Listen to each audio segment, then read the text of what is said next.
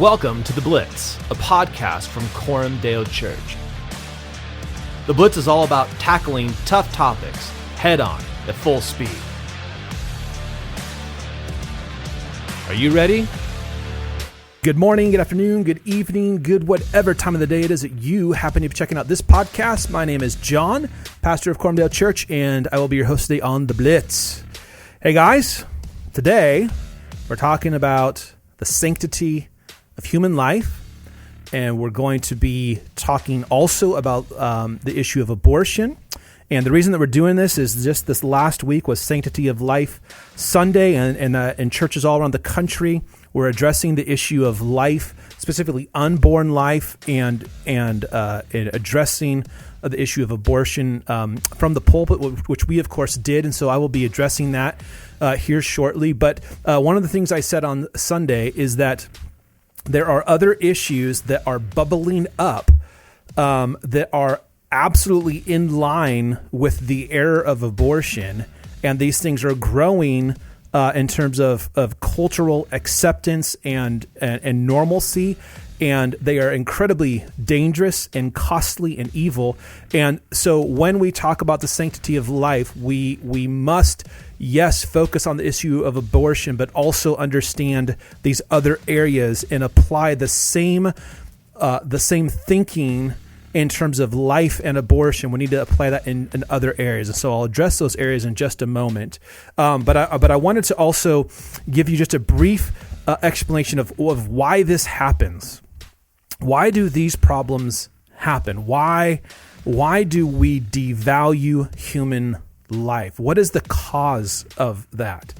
And the cause of it is this. Anytime a culture or a society distances itself from a Christian worldview or from the Christian ethic, okay? Anytime, and that doesn't mean that the whole society is Christian, meaning that they believe in Christ, right? That they are regenerate believers. I'm not saying that. I'm saying that the Christian worldview and the Christian ethic is dominant in that culture. So people think of right and wrong in terms of a Christian ethic, a Christian worldview. So anytime a culture separates itself from that Christian worldview or the Christian ethic, things will inevitably always get darker and darker. Things will never get better. They will always get darker, okay? When you are detached from objective moral standards, from objective moral truth, it is not our tendency to drift closer to God, right? That's not the human condition. The human condition is to drift away from God. We create idols. We create our own truths. We create our own moral framework and structures. So when you disconnect yourself from a Christian worldview and a Christian ethic, right, you get further from God. You get further from the truth. And what that means all the time is that culture or that society will increasingly devalue human life, right? Always.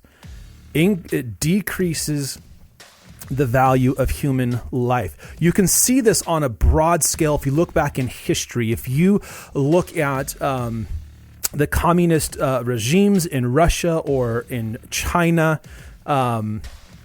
what you will find is that communism is a totalitarian worldview. There is no God. The state is God. The state is supreme. It's fundamentally atheistic, and it is consistently atheistic. So you take God out of the equation. The state is supreme.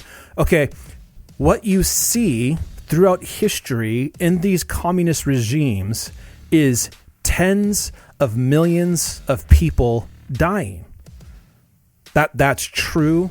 Under communism in Russia, there are estimates of upwards of 40 to 50 to 60 million people killed in Russia. These are Russians that were killed by the state under the tyranny of communism. The same thing is true of China. If you don't believe me, go ahead and look it up. Look at how many people died under Stalin, how many people died under Lenin, how many people have died under communism. Those statistics are readily available everywhere.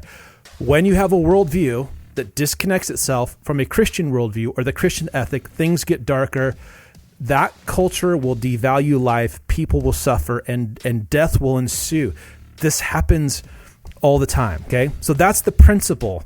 And what that does is it works it out in different ways. And so I want to identify some of the unique ways that it is rearing its ugly head in our world today. So the first is transgenderism, which it's really crazy to say that word because it's kind of a word that has been recently introduced into common vocabulary that wasn't part of our language just a couple years ago. Now it's mainstream, it's everywhere, it's in schools, it's on social media, it's in the news, it's in podcasts. Everybody's talking about transgenderism, okay?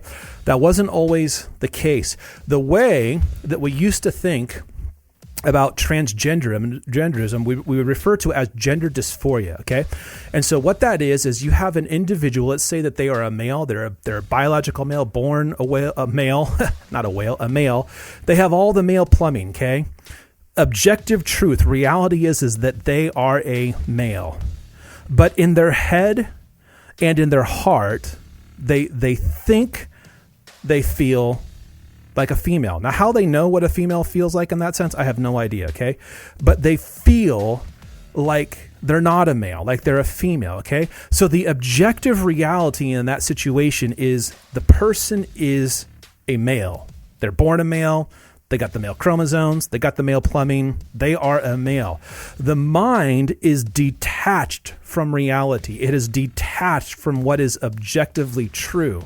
And so previously, to address that, right, a therapist would try to bring the mind back into conformity with what was actually true, which is that the individual was a male. That is the unchangeable truth, right? The mind had wandered from that, and so we're trying to bring the mind back to conform with reality as it actually is. So that was how that was dealt with in the past. Now, the reverse has happened.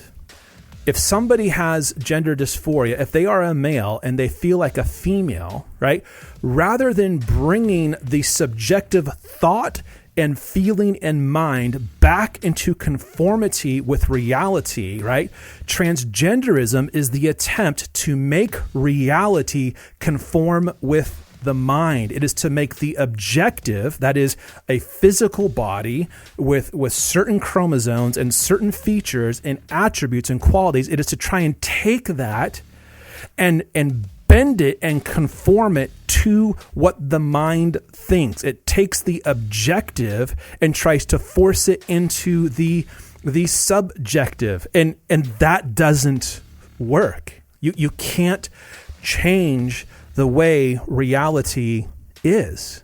You can't do it.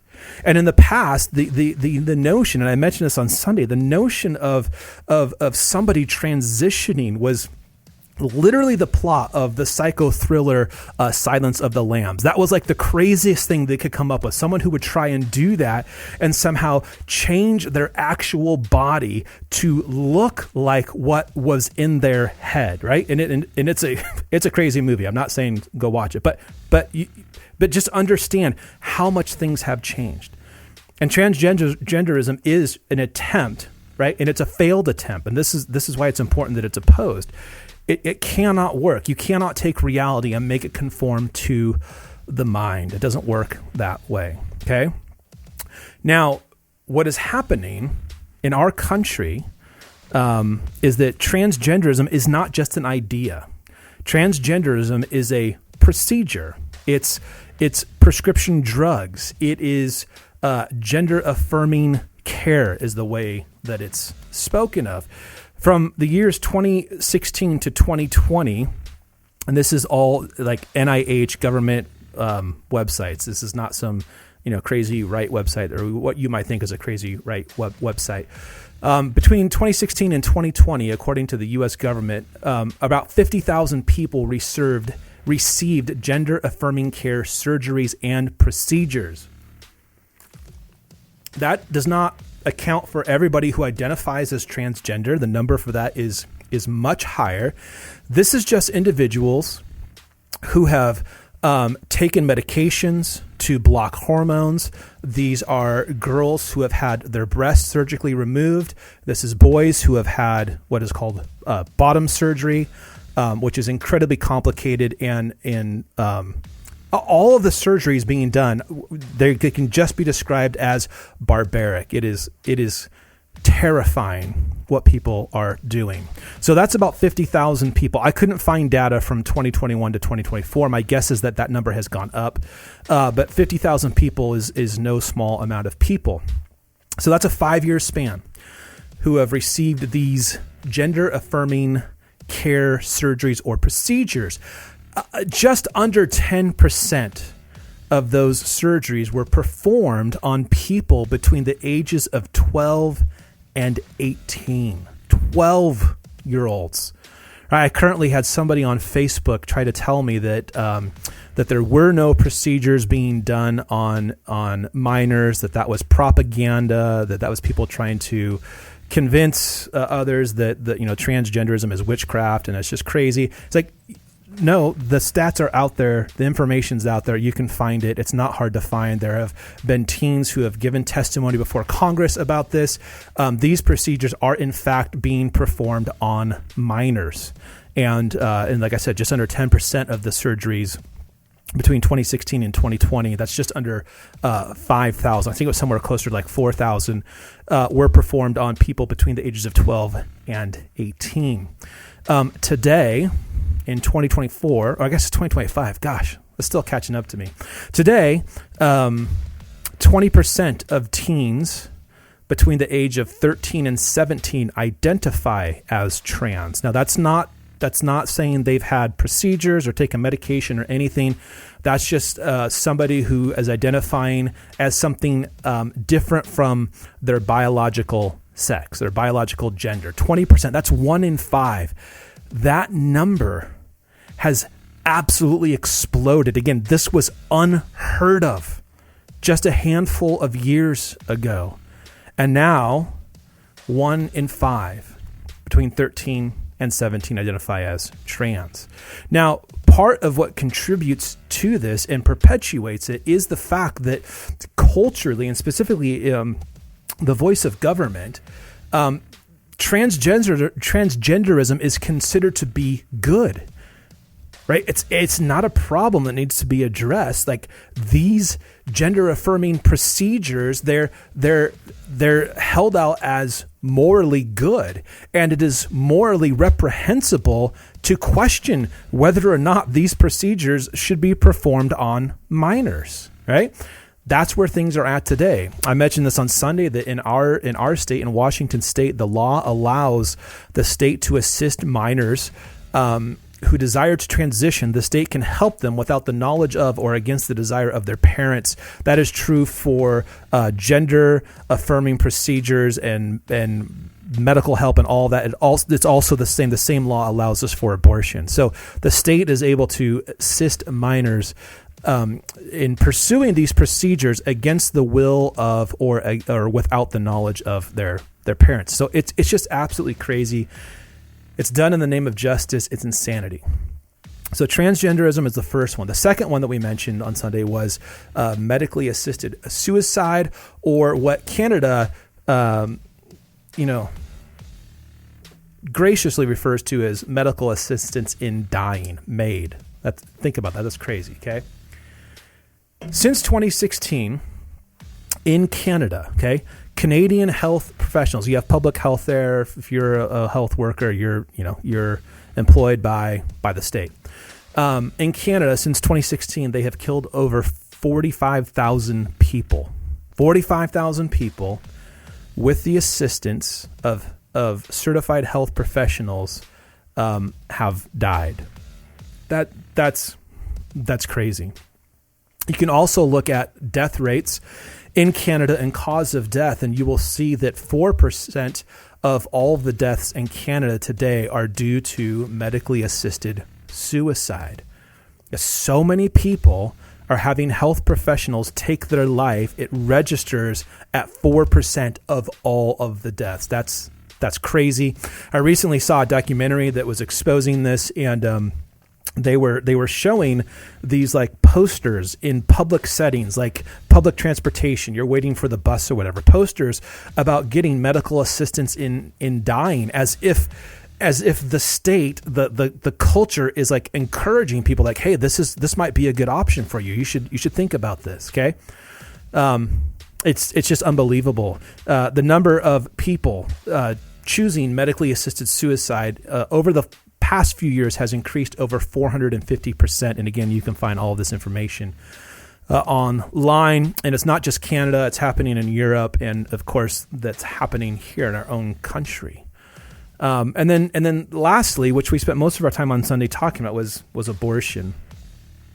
Last year, in 2023, which is the last year we have statistics. We don't have statistics for 2024 because it just got over. But in 2023, the number of abortions performed in the United States increased to over 1 million. So it had been 900-something thousand in 2022. That went up to 1 million in 2023. And since the passing of Roe v. Wade, and even though we have the Dobbs decision, which just kicks it back to the states, doesn't make abortion illegal or unconstitutional, the total number of murdered children in our country is over 60 million. 60 million people.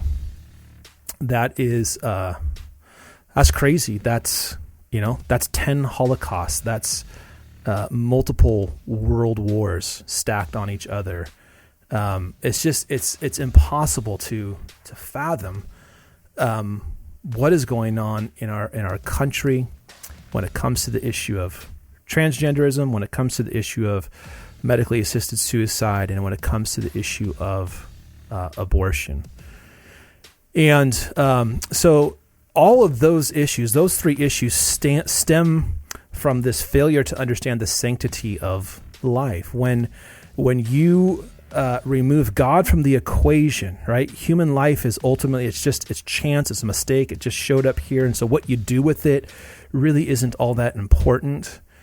It's so important that Christians understand the sanctity of human life, that this isn't just Christians speak, that this is what is revealed to us in God's word. God created man in his own image. In the image of God, he created him, male and female. He created them.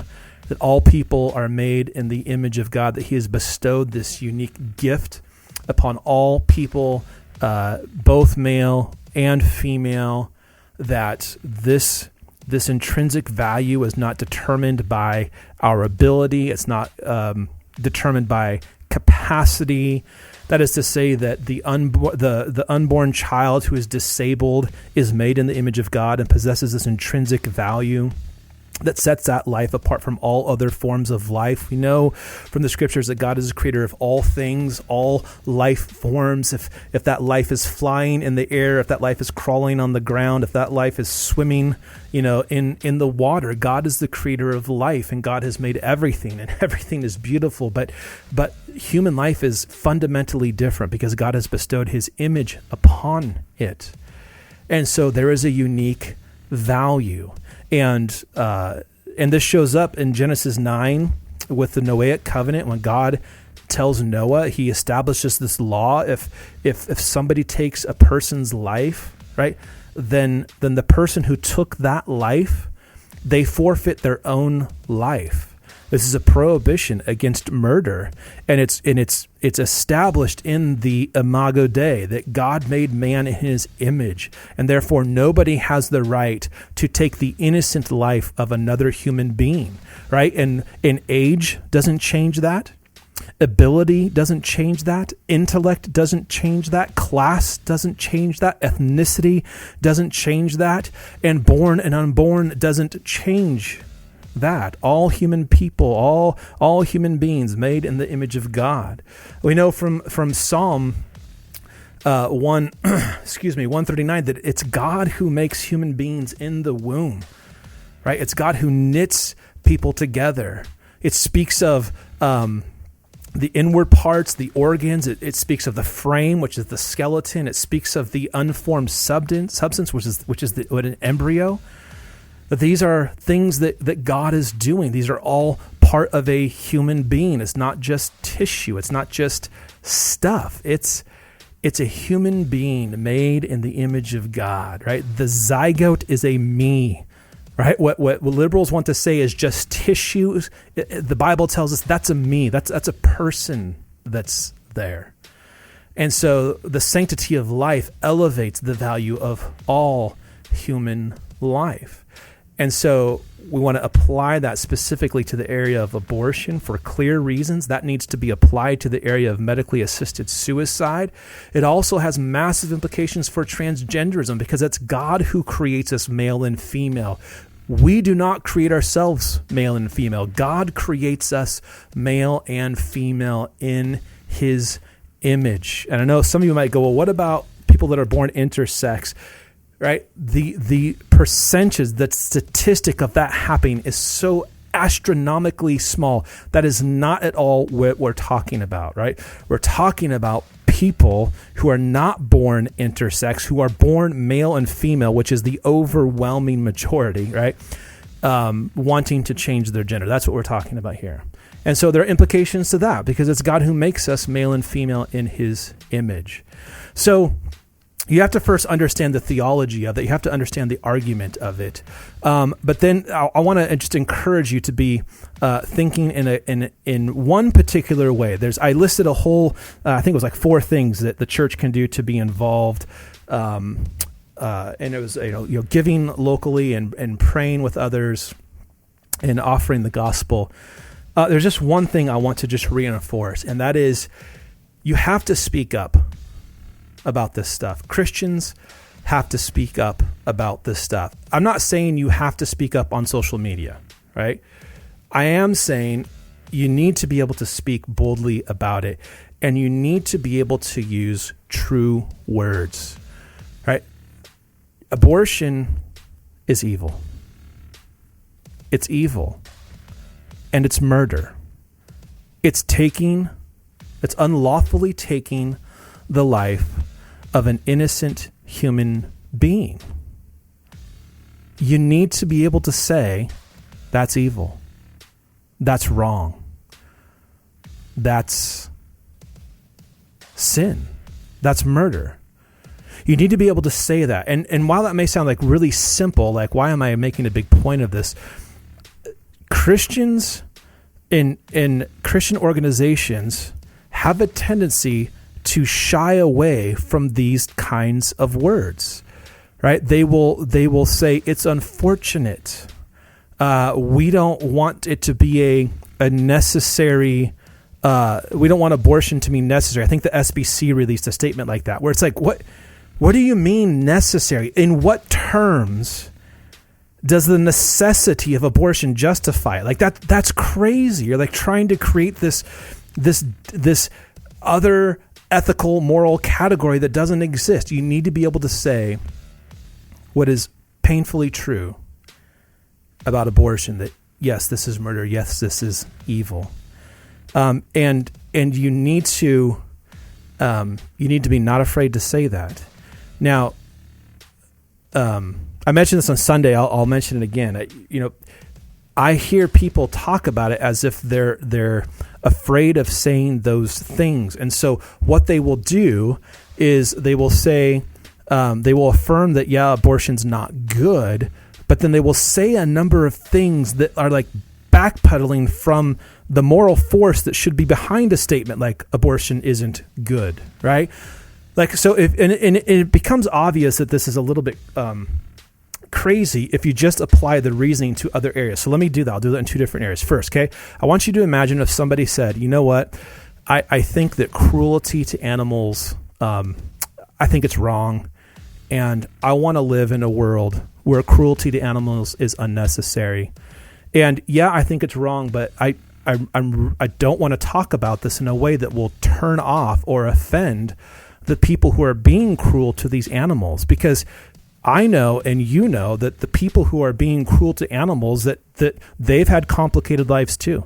And there's a lot of contributing factors that lead a person down the road to being cruel to animals. And so we don't want to talk in a way that's going to isolate the person who's being cruel to animals, right? Or do the same thing with slavery, right? What if somebody said, I want a world where slavery is no longer necessary. That would be, the alarm bells would go up there. They should, right?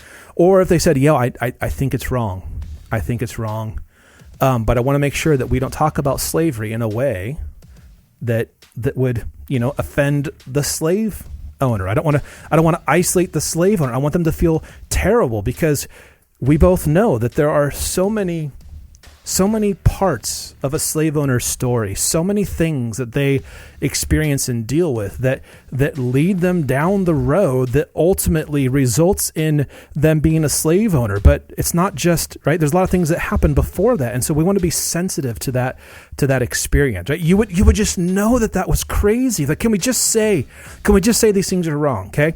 And I think that I'm going to try and be generous here. I want to say that the intention of people who do this is good. And what they don't want to do is they don't want to chase away women who are thinking about an abortion. Okay. And I'm with you. We don't want to chase those people away. However, we have to stand for the child, right?